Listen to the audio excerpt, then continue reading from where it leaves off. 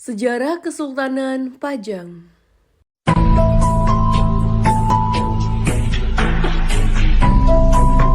Kesultanan Pajang merupakan kesultanan pertama di Pulau Jawa dengan pusat pemerintahan di Pajang, yang terbentuk setelah keruntuhan kerajaan Islam di pesisir.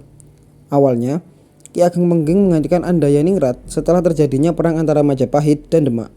Namun, setelah dihukum mati karena tuduhan pemberontakan, putranya Joko Tingkir mengabdi kepada Demak. Joko Tingkir yang berhasil dalam bidang ketentaraan diangkat sebagai menantu Sultan Trenggono dan menjadi Bupati Pajang dengan gelar Adiwijaya. Wilayah Pajang mencakup daerah seperti Pengging dan Tingkir. Setelah kematian Sultan Trenggono pada tahun 1546, perselisihan muncul antara Pajang dan Jipong Panolan yang dipimpin oleh Arya Penangsang terkait hak atas tahta Demak. Meskipun tidak memiliki hak keturunan atas Demak, Jaka Tingkir mengumumkan kekuasaannya di sana berdasarkan dukungan rakyat dan adipati lainnya. Ia memindahkan pemerintahan dan benda pusaka dari Demak ke Pajang.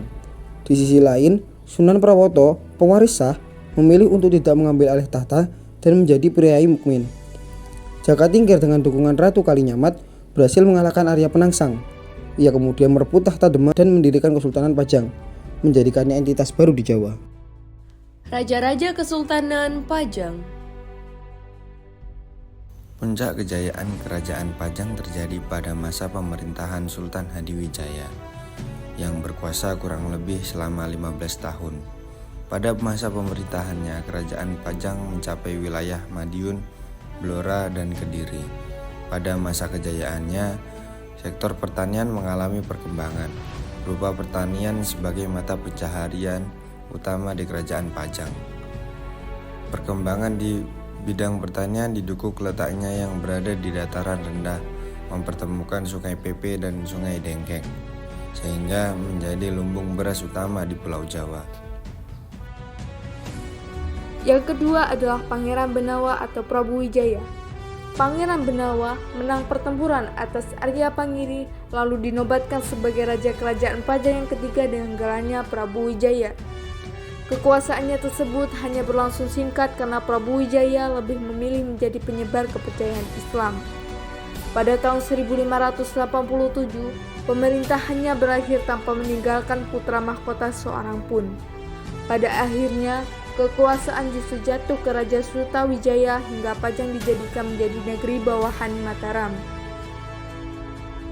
Runtuhnya Kesultanan Pajang. Sekitar tahun 1582 Masehi, meletus pertempuran yang terjadi antara Kerajaan Mataram dengan Kesultanan Pajang. Setelah pertempuran itu, Sultan Hadiwijaya jatuh sakit selama beberapa waktu hingga akhirnya meninggal dunia. Kematian Sultan Hadiwijaya inilah yang menjadi sebab runtuhnya Kerajaan Islam Pajang. Menantu Sultan Hadiwijaya, Arya Pangiri dan putranya bernama Pangeran Benowo telah bersaing memperebutkan kekuasaan. Perebutan kekuasaan ini berhasil didapatkan oleh Arya Pangiri yang menjadi raja pada tahun 1583 Masehi. Setelah beberapa lama, Pangeran Benowo melakukan serangan yang dibantu Sutawijaya dari Kerajaan Mataram. Pangeran Benowo akhirnya dinobatkan sebagai raja dan memerintah selama 1 tahun. Ini karena beliau tertarik untuk menjadi penyebar agama Islam. Kekuasaannya berakhir tanpa putra mahkota pada tahun 1587 Masehi. Riwayat kerajaan ini benar-benar hancur ketika diserang oleh pasukan Mataram pada 1618 Masehi.